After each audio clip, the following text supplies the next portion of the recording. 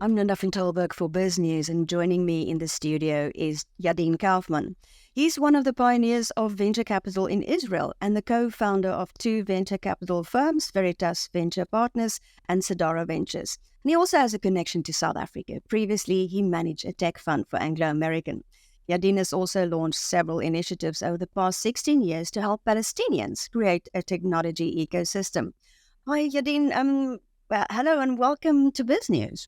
Thank you very much, Linda. Good to be here. We've got to ask, how are you? How are things there? Things are not good here. I'd say it's probably been the worst week last week was probably the worst week in the 75-year history of Israel, which of course has known quite a few bad weeks, but I haven't been around all 75, but certainly in my time here and what you hear from everybody else, it's been horrific, really. The events of October 7th, the massacre of civilians, the large-scale massacre of civilians, men, women, children, babies, elderly, people at a music festival. This has just absolutely shaken the country, and it's going to take time to recover from. And right now, people are still busy helping people from the South, burying the dead, identifying the dead, trying to understand what happened, how it happened, and trying to make, I don't think you can make sense of it, but the atrocities that we saw here were just unlike anything we've seen before. You've said in an interview before that just about everybody has been affected by this, knows somebody who's been affected, and you also have the subsequent calling up of Israeli reservists. Right. Israel's a very small country. I mean, you might not know it given the amount of noise we make, but it's a country of not even 10 million people, and 1,300 were killed in a single day here. Many more are injured, some seriously, people taken hostage. So everyone either has lost someone in their family or is very close to someone who has. Friends, family. So it's, people going to funerals, people going to condolence calls. Everyone knows someone. And then, as you say, the army has called up, we of course have a standing army, but in extreme situations, the country relies on its reserve force. And the country has called up about 360,000 reserve soldiers. So, of course, everybody knows everyone has family members or knows close friends who have family members serving. And remarkably, a lot of Israelis living abroad, got on a plane and volunteered, came back in order to be able to serve the country and to volunteer here. Well, one of the newspapers described that President Biden is visiting today, and they said he's landing in hell. Is that an exaggeration? Look, the country functions. It's not as though things are burning up. I mean, I live in a suburb of Tel Aviv, and for several days now, we haven't had to go into the bomb shelter. We haven't had any sirens for several days. But the psyche of people is hell. I think that's an accurate, as accurate a description as anything. But we very much value the fact that President Biden came today. Of course, Chancellor Scholz of Germany was here yesterday. I believe President Macron of France and Prime Minister Sunak from the UK are due to visit here. President of Romania was here. Mayor Adams of New York made some incredibly supportive statements. And these things are extremely important because Israel doesn't always get the support that many of us feel it deserves. And to feel that support, especially from the United States, of course, is extremely heartwarming and important strategically as well, because it sends a message to other countries in the region who would wish Israel harm. Well, you've always extended a hand out to the Palestinians. You've got this Palestinian internship group. Can you tell us more about this initiative? Yeah, I've been working for many years to try to help help the Palestinians build a startup sector in Palestine. I'm doing this because I've found, some extremely talented people there who are ambitious, who are looking to build things. And I believe it's very much in Israel's interest as well. I think that when you have huge economic gaps or disparities between two people who live so close to one another, that's very unhealthy. It's very bad for the Palestinians to have poverty, to have unemployment, to be hopeless in many cases. But it's also very bad for Israel when there are people right next door to us who are experiencing that, because it helps create instability, not to mention the opportunity cost. I mean, the things we could be doing together. So that's been, what's guided me and the things I've been trying to work on now for many years. I started a venture capital fund that invested in the first Palestinian startups. And as you mentioned, I started a nonprofit called the Palestinian Internship Program, which brings young Palestinian university graduates. And now I'm talking from the West Bank, which is different from Gaza, which is, of course, where the problems have been in the last several weeks, maybe several years. But these are West Bank Palestinians. As I say, many of them anxious to create a better future, want to build something. They see what Israel has managed to do as the startup nation, and they want to do something similar. So this internship program takes some of these terrific young people and gives them their first opportunity, their first professional opportunity, by bringing them to do internships at companies in Israel. And we've worked with hundreds of young Palestinians by now, and more than 100 actually have been placed at internships at companies ranging from Google and Cisco and Intel, all of which, of course, are huge multinational companies that have significant operations here in Israel. And they've also worked at, many of them have worked at Israeli startups and Israeli venture capital funds who've been willing to kind of open their doors and their hearts and bring in a young Palestinian and help give them experience, skills, network. And the idea being then that they will take all of those back with them to the West Bank, to East Jerusalem, and help develop the economy there. And as I say, that's in everyone's interest. Have you had any of these interns from the Gaza area? We have not. I started the program almost 10 years ago now.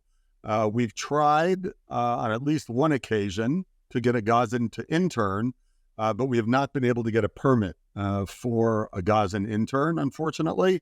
That's likely to remain the case now for quite some time. And in fact, even for West Bankers today, it's not possible to come over to Israel just in the wake of these most recent incidents. We have had several people from Gaza participate in another program we set up called the mentorship program, which is done over Zoom. And there, of course, we've been able to work with Gazans, and we've had a number of Gazans. I believe it's 8 Gazans participate in the mentorship program over the years, also to help give them the ties to people who have business experience, who can help them develop their own businesses. We also had an event. We have a networking event once a year. We just had one 2 months ago. And we actually had 4 young Gazans who had been in the mentorship program come to Herzliya in Israel and participate in that event. And I spoke with some of them. It was, remarkable. And it just shows the potential, I think, for the personal relationships and for what we can do together. So it's so distressing to see that now is all going to be on hold for a while, at least. Previously been involved in a World Economic Forum advocacy group of Israeli and Palestinian business people lobbying political leaders to advance peace between the Israelis and Palestine. Is there any hope that process can now be revived? Yeah, well, first of all, there's always hope. I mean, I'm optimistic, which is why I live here and why I've been in the venture capital business, investing in startups. So there's always hope. And I firmly believe that it's imperative for all of us living here in the region that Israelis and Palestinians find a better way than we've had until now to live together and to work together, because there's tremendous potential, and because otherwise we're just both both peoples suffering terribly. So I still very much believe that it's in the interest of the Palestinians and the Israelis to reach an accommodation. I think certainly a Palestinian state is one possible outcome, and I happen to think it's the desirable one, both for Israel and for the Palestinians. I think that's going to take a while now, because obviously this has been a huge setback, even though the problems have come from Gaza. But I think Israelis are going to be more reluctant to be even willing to pursue that line today and tomorrow. Now, I also think this is going to take a change in leaderships, probably on both sides. I hope I'm wrong, but I think that it's likely to take different leaders. But the group you mentioned is a group of Palestinian and Israeli business people who have come together. It's called Breaking the Impasse, and started by some very prominent people in the business world on both sides. And I think all of us in the group understand how important it is to everyone that we try to work together and find an accommodation here, which is going to require compromises on both sides. But I'm optimistic that, sane heads will prevail and we can make that happen. How has this all affect this program of yours? How's the escalating conflict? Can you go ahead with it? Well, first of all, I would say that, we've all lived through difficult times before. And even since we started the program, the internship program about 10 years ago, we've had other cases of conflict with Palestinians, primarily in Gaza, but also in some cases tensions with the West Bank. We've been able to come back from those. In fact, we've been able to work through those. This time is different. This horror that Israel experienced on October 7th is just absolutely different. The massacres that we saw here affected every Israeli. And I know that a number of companies were in the late stages of preparing offers to interns, to Palestinian interns, to come and do an internship at their company, which obviously the interns were very much looking forward to, the West Bankers, the East Jerusalemites. Those things are on hold now. No companies today are willing to go, at least the ones we've been in touch with, are willing today to, they're all focused on other things. They're focused on trying to help the survivors of these massacres. They're trying to help the victims who've had to be displaced from their homes in the South. They're trying to help the people who've suffered in their own companies, who've lost family members, and their heads are not into a program that involves Israeli-Palestinian cooperation today. And I completely understand that, of course.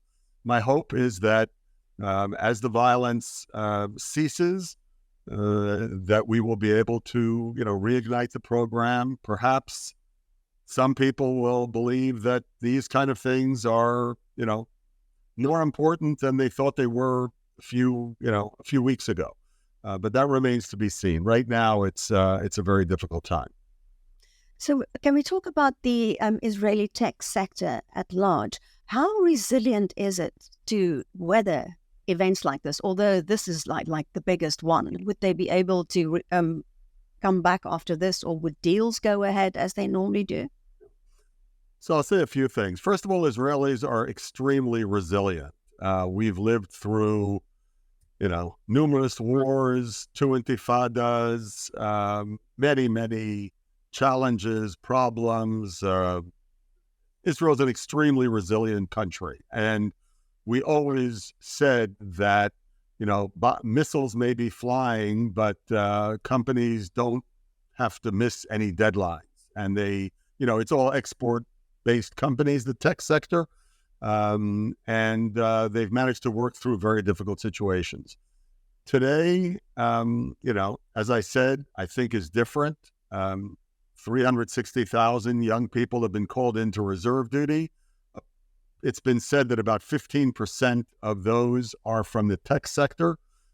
So quick calculation, that's about 54,000 people who are not working in their tech companies.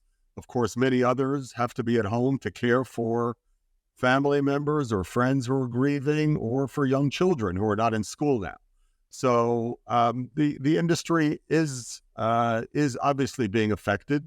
It wasn't an easy time for the tech sector before all this happened, given the downturn in the tech economy, layoffs, and so on. However, this is not the end of the Israeli tech sector. It's not the end of Israeli economy. It's not the end of Israel. We will come back from this, and I think we'll probably come back stronger. But right now, in the very short term, the Hamas terrorism that we experienced is taking a toll, and obviously Israel is going to do what it has to do. But in the meantime, the tech sector is being affected. This might not be your area of expertise, but what about other deals with international companies? There were large deals, like large oil deals with, say, companies from the UAE. Would those also now be on hold? So, as you said, that's not the area in which I'm involved. I'm obviously an involved and concerned citizen, so I know people, so I do hear things. Look, I think in the immediate term, companies that were in the process of acquiring Israeli companies, making investments in Israeli companies, are likely to put those activities on hold. I don't think they're going to cancel them, because they obviously were very much in the interests of both sides. So I don't think they're going to be canceled. I think they'll likely be delayed. People have to come see what they're buying or what they're investing in many cases, and people aren't traveling here, or most people are not traveling here. So in the short term, it will have an impact. It will delay deals, and probably more with the Arab world than with other places, right? The U.S., Europe, there's a much longer history of working together.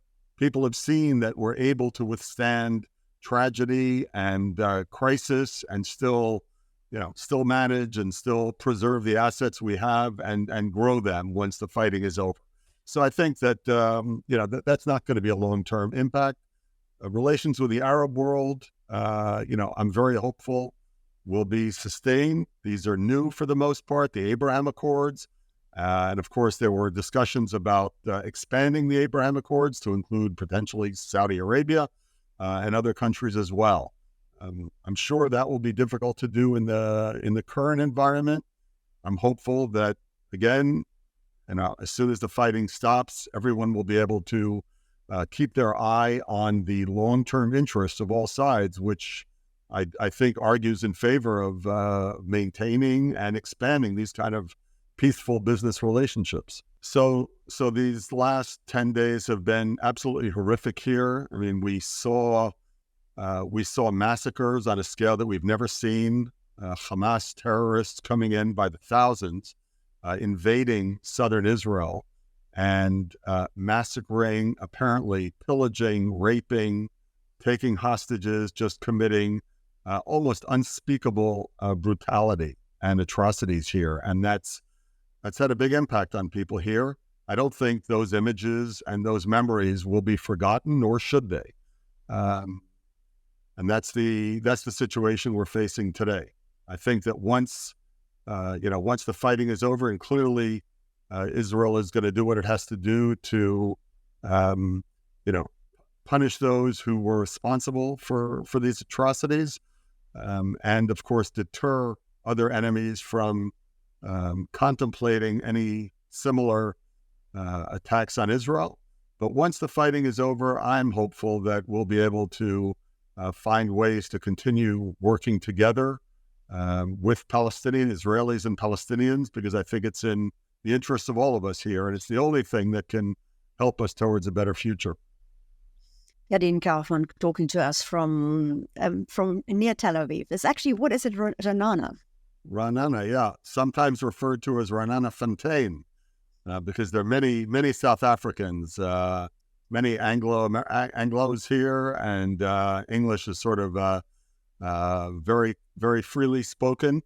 And many South Africans helped build the city, actually. The city is about 100 I think, 101 years old. And South African immigrants have played a major role in the development of Ranana and continue to this day. Do you still have links to South Africa? Only people I know. I'm not doing business in South Africa these days. As you know, we worked closely with Anglo-American Corporation, and it was a very, very good, very fruitful relationship. We enjoyed it very much, and South Africa is just an absolutely beautiful country. I really enjoyed being able to visit there many times and do business there. Today, the relationships are personal ones, friendships, partnerships that we formed, and I very much enjoy those. Yadin Kaufmann, thank you so much for speaking to us, and we're thinking of you. Thank you very much, Linda.